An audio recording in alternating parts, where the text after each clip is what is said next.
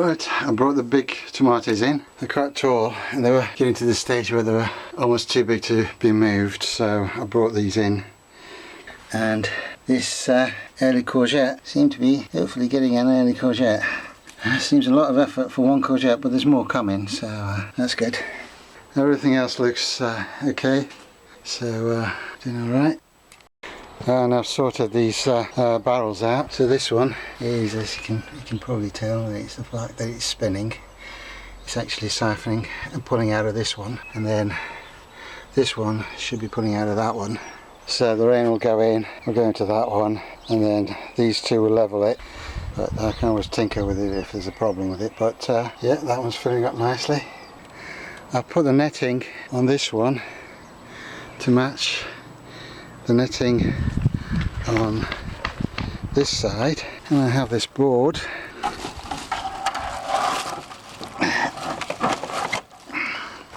which will fit there nicely, so that's gone in. And this was a bit longer, so I overlapped it and tied it with this wire. That's not going anywhere. I know nothing's going to come through it. Now I'll put the corrugated metal along here, and then there is a lot of bindweed still in here, so I'm just going to put cardboard on top of it, because I'm not spending time digging out bindweed. Just comes straight back up again. This garlic mustard, you think, oh, it's nice, I can make use of it, you can stay, and then it just gets to a ridiculous size. I had to clear this bit so I could tie this up, but look at it, it's like about 1 metre tall now, and those bits are even taller than that, maybe about 1.20 meters, which is ridiculous. I'll sort them out, and I will replace this with something more suitable, but for now let's get the back sorted and I can start putting plants in here. I've put the corrugated metal up against the edge, so it will stop all this rubbish coming my way, and it's more or less in line with the edge of the concrete composter. I mean, it might be a little bit this way or that way, but it seems to be more or less in line. So this is in line with that, so that's fine. You know, I could have pushed this back the other way a little bit, but it would have been sort of encroaching on their area, so this is as far as it'll go, but that's fine. But I've scraped all this old material that was here, and there's some good compost in here. I've obviously got to sieve it to get rid of all the leaves and bits of weeds and things, and still bindweed roots, but otherwise I'll get some good compost out of this, and then next year it'll be ready to be used as a bed. This year I'm just going to put all the raspberries and strawberries and things that are waiting to go in the fruit bed. I'm just going to put them in here and be done with it, so they're out of the way, and just one place to come in and water everything. I've pulled up the carpet that was around this rhubarb. It wasn't laid flat, it was just sort of heaped around it. So it took a bit of effort to get it out without damaging the roots of the rhubarb, because it was sort of wrapped around here, and so I didn't want to sort of pull off half the roots.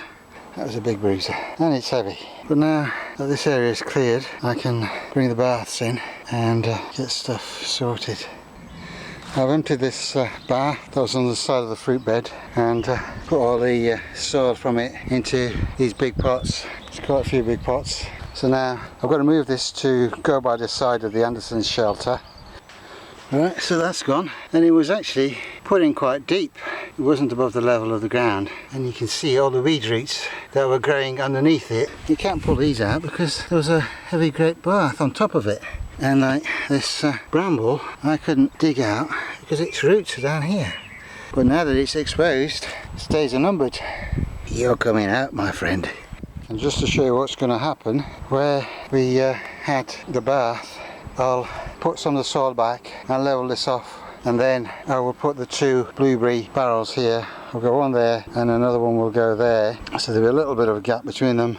We've got currant bush there, and then we've got the other blueberry in a barrel there. And that bath is now next to the Asndesons shelter, So it's got this on one side, but it's not going to shade it out too much. In the summer, when the potatoes are growing, it's not going to be shaded out. I mean, even on a dull day like this, it'll get plenty of light. Put the water tank next to it, so I'll have a bit of water. I didn't want to put a tall barrel here because we've got the vegetable cage. It's going to go there, so I don't want anything tall. And this is almost the same width as a bath, so it'll do. I can always put another barrel at that end when I put the other 2 baths here.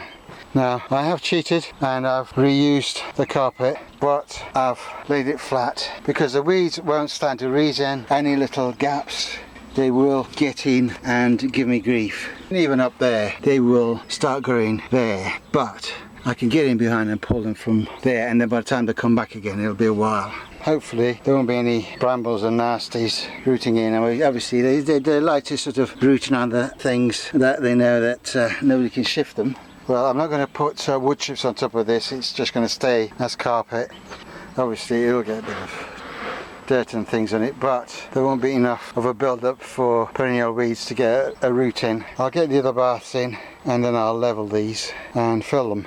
But before that, I've got to move all this stuff that I put in here to compost down. All the weeds and stuff that I dug up. So I've got to shift these builder's bags somehow. Easier said than done really, but I'll see what I can do. Right, I'm taking the compost that's in this bag and putting it in the bath. This is the stuff that I skimmed from the top of the ground. So it had a lot of grass roots and bindweed roots in it. So I'm finding a lot of them, even this little bit. I've managed to find a topful, but I'm roughly sieving it, and any little stones for the moment I'm throwing back in. So that's that.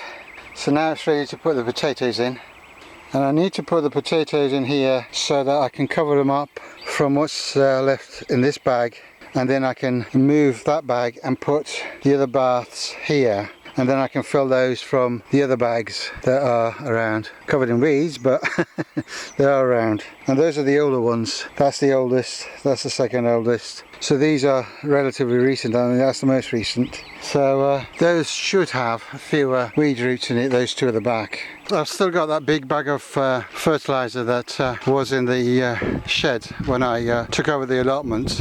Still using that up, so I'll put some of this on.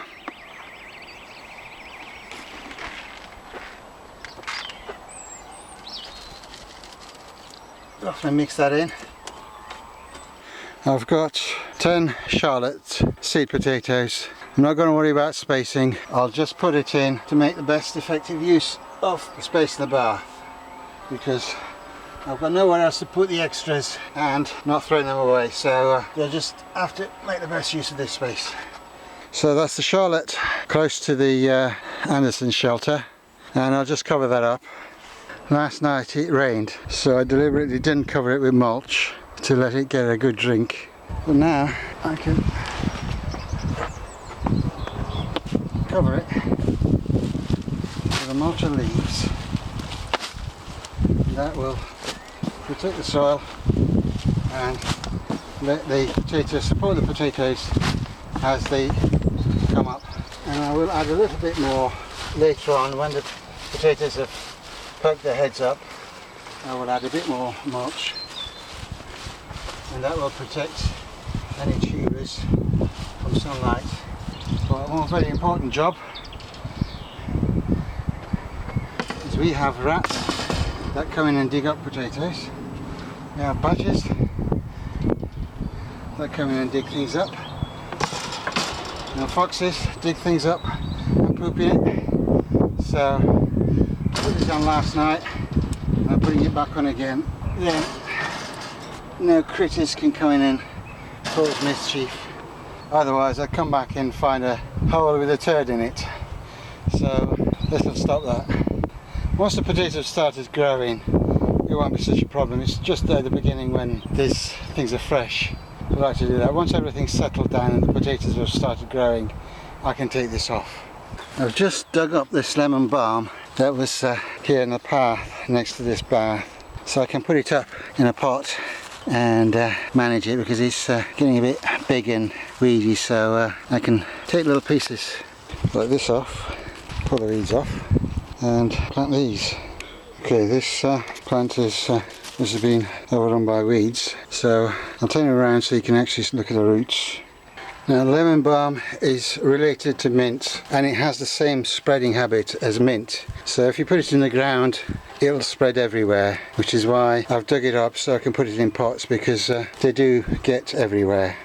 And I've given one piece away already, and I'll split it, and there's a couple of other people that want some, and you can see like this piece is coming to get out together. I can put it out in one piece. There we go. That is one lemon balm plant ready to go. So all I've got to do is put that in a pot and bury it to about the same depth. Doesn't matter if it goes a little bit deeper, lemon balm doesn't mind that. And caring for lemon balm is exactly the same as mint. Right, because the roots are quite spreading, I'm using a wide pot, and just put it in, put the roots in, a little more soil on top, and just put it up to the level of the root where it was in the ground. I mean, it doesn't matter if it goes a little bit deeper. And once that's in, just give it a little water and let that soak in. And there we have it, a lemon balm plant. And here are several plants that I managed to get out of it. I could have got more, but you've got to know when there's enough, and got more than enough plants here, so that will do. And I threw out the gnarly bits of root. So we've got quite a few plants here. One or two I'll keep for myself, the rest I'll give away, and I've already given one away. Obviously they've just been dug up, the roots have been split and put back into new soil, so they will look a little bit sickly, but they'll be fine. Right, this bath in the corner next to the liquid plant food barrels is now cleared and empty, so I'm going to fill it with soil, soil and compost, and put the kestrel potatoes in here. Right, I've sorted this corner out. So we've got Charlotte in here, and we've got Setanta in here, and we've got the kestrel in here in this other corner next to the liquid plant food barrels, and that water tank is on that side, so I can use that to water the potatoes. Now, this bar used to be in front of the greenhouse, and it's sealed so it holds water, and this is going to be used for watercress. I've used what was in the newer builder's bag that was here, and now that I've removed it, you can see it's got nice clean ground, but the weeds are just dying to come through. They've had a builder's bag on top of them. So I will put some cardboard down and mulch it as soon as possible. Doesn't matter if there's a bit of bindweed on it, because all of this stuff will be under a good 10 centimeters of water, and they will just rot because they can't handle being underwater all the time. I mean, the watercress obviously doesn't mind, but all the other weeds will die off. Whatever's in there will die off. Now, I've put carpet behind the bar, and it goes under the bar so that all this mess that's on the other side doesn't try and get through. Because if I didn't put the carpet in, the roots will run along under the bar and come on this side, and then I wouldn't be able to dig the roots out, and I'd be forever pulling weeds out, so I don't want to do that. So I put the carpet in, which goes just to under the bath. I can just mulch with cardboard and wood chip from this side, and then that will stop the weeds. Now, this other builder's bag is going to be here for a little while longer till it's broken down properly, and I'll put the other one that's empty on top of it, so that will keep it nice and shaded. Otherwise the roots that are in there will try and grow, so I will cover this with the builder's bag that's empty now. And I decided to put that barrel there as well.